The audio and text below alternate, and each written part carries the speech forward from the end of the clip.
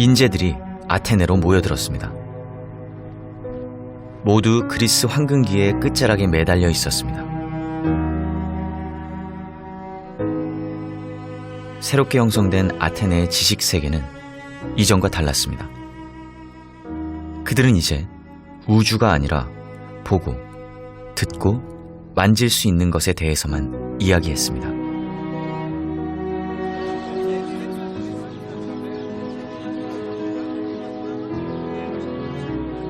경험되지 않은 존재는 인정하지 않았습니다. 그들을 소피스트라 불렀습니다.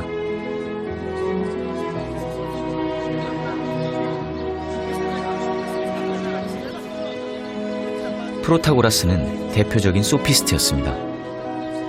인간은 만물의 척도다. 이 유명한 명제에서 인간이란 각각의 사람을 뜻하는 것이었습니다.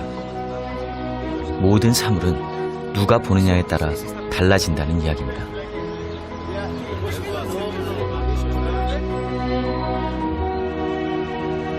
아르떼, 즉 덕도 여러 덕목들이 모인 집합체라고 말했습니다.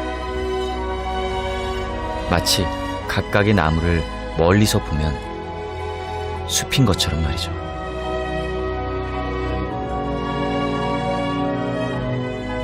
그러나 소크라테스에게 덕은 하나였습니다.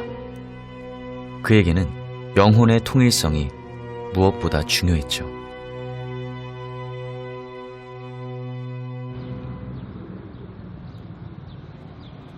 매시간 정각이면 아테네 국회의사당 앞에서는 위병의 교대식이 진행됩니다.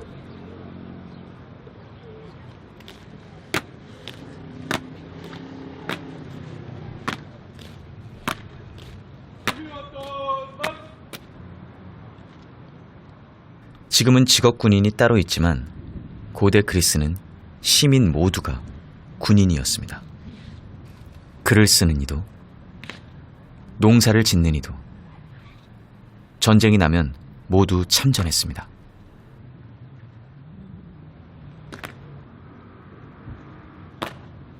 당연히 용기는 중요한 덕이었습니다. 소크라테스는 용기에도 반드시 지혜가 동반되어야 한다고 주장했습니다. 지혜가 없다면 용기는 만용에 불과할 테니까요.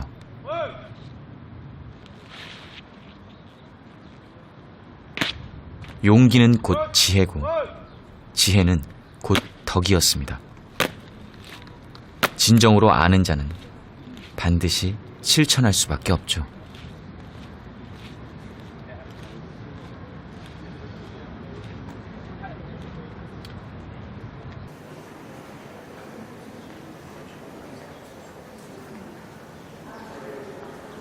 아고라에서 출토된 유물만 모아놓은 박물관입니다.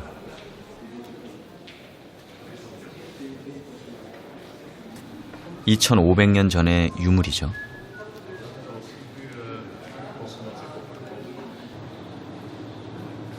와인을 담아두던 항아리가 보입니다. 소크라테스는 술을 잘 마셨는데 술로 그를 이길 사람은 아무도 없었다고 합니다.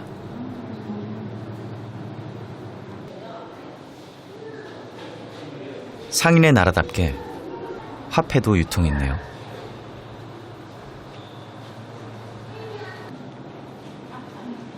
아기를 위한 의자도 있었습니다. 요강을 대신했다고 합니다.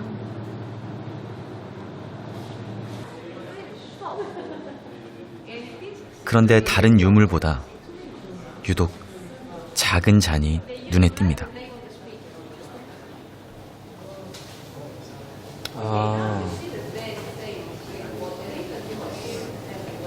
지금 여기 보이는 이 까만 병들이 소크라테스가 마시고 죽게 된 독배로 추정된다고 하네요. 독배 뒤편에는 깨진 조각상이 있습니다. 그리고 저 작은 조각상이 소크라테스의 조각상으로 추정된다고 하네요.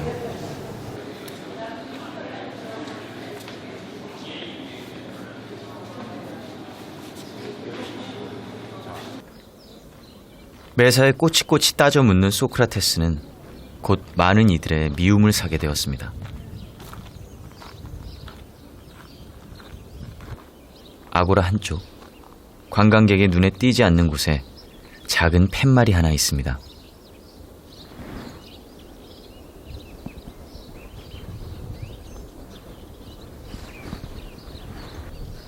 소크라테스가 독배를 마셨던 감옥일 것이라고 사람들은 추정합니다.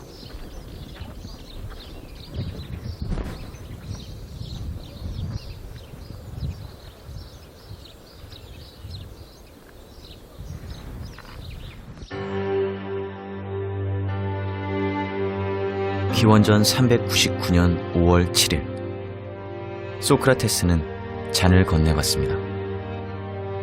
제자와 친구들은 비탄에 빠져 있지만 그는 의연히 손가락으로 하늘을 가리킵니다.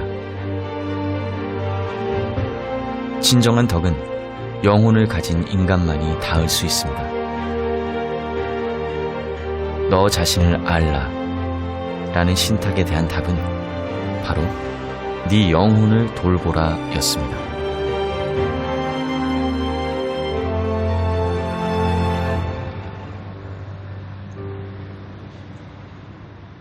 아테네 중심에는 웅장한 석조 건물이 있습니다. 20세기 초에 지어진 아테네 아카데미입니다. 자연과학과 문학, 예술 등을 연구하는 곳입니다.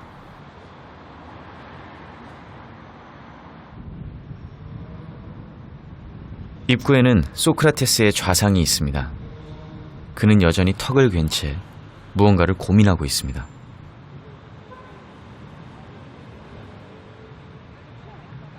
미처 다하지 못한 이야기는 왼쪽에 있는 제자 플라톤이 이어갔습니다.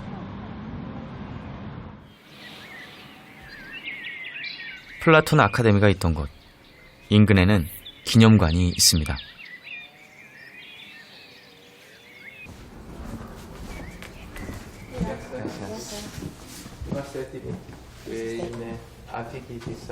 소박하고 단아합니다. Καλώς ήρθατε στο ψηφιακό μουσείο της Ακαδημίας Πλάτωνος. 미술가이기도 한 관장은 플라톤의 철학을 소재로 작품을 만듭니다.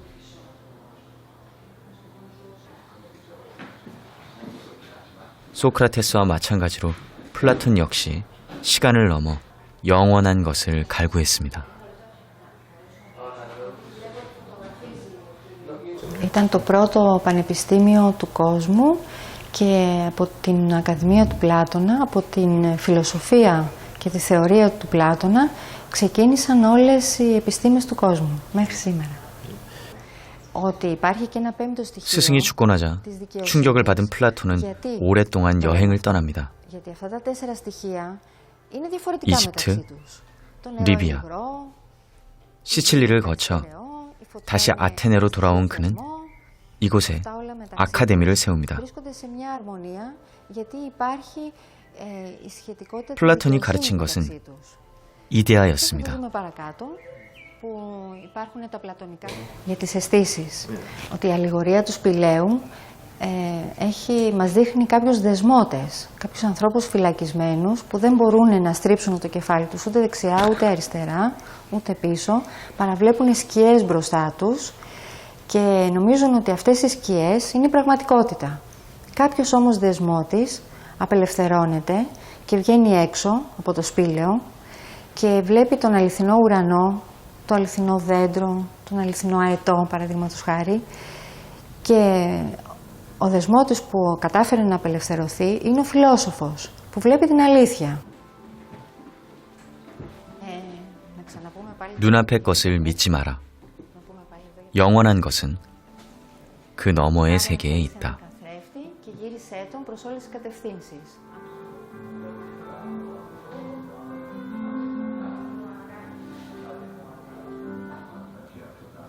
우리가 보는 모든 것은 진짜가 아닌 그림자일 뿐이라고 플라톤은 말합니다.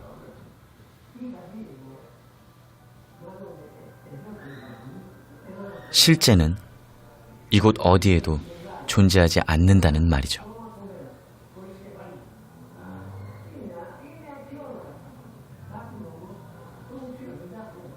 Τη στιγμή που αυτός ο κόσμος είναι ευθαρτός και είναι βασισμένος στην ύλη, θα πρέπει να υπάρχει κάποιος άλλος κόσμος που να είναι άφθαρτος. Και από εκεί ξεκινάνε όλες οι ιδέες, όλες οι αρετές και όλες οι επιστήμες και υπάρχουν μέσα μας, σε κάθε άνθρωπο.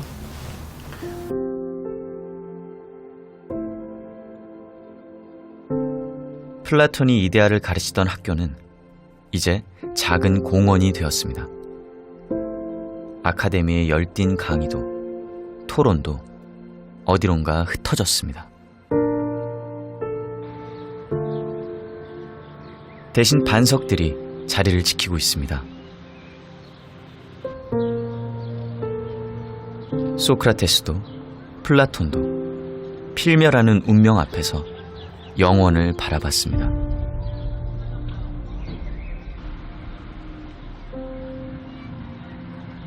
그들의 철학은 정치와 종교로 스며들었고 과학을 움직였습니다. 때로는 현실을 부정하게 만들었으며 독단의 씨앗이 되기도 했습니다.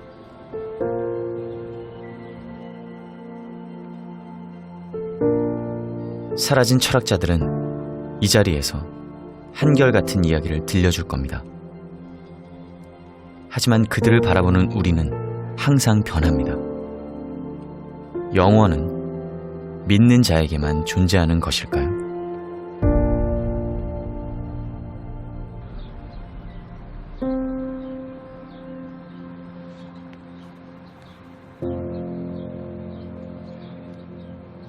저는 여행을 시작했던 곳으로 다시 돌아왔습니다. 미노타우로스의 미궁이 있던 크레타입니다. 크레타의 공항은 여기에서 태어난 인물의 이름을 따서 지었습니다. 4,000년이 넘는 섬의 역사에서 크레타인들이 선택한 사람입니다.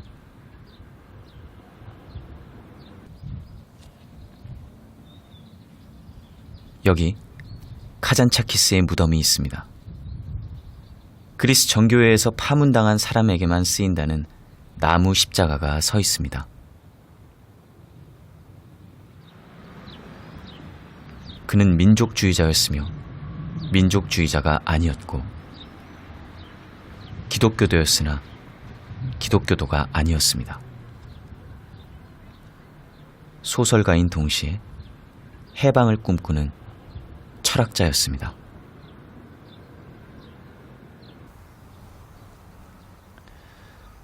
나는 아무것도 원하지 않는다. 나는 아무것도 두려워하지 않는다. 나는 자유다. 소설가 카잔차키스의 묘비명입니다. 욕망과 두려움이 우리를 올가매는 운명이라면 카잔차키스는 그 운명의 사슬을 벗어나고자 했습니다. 그는 그 힘을 자유라 불렀습니다.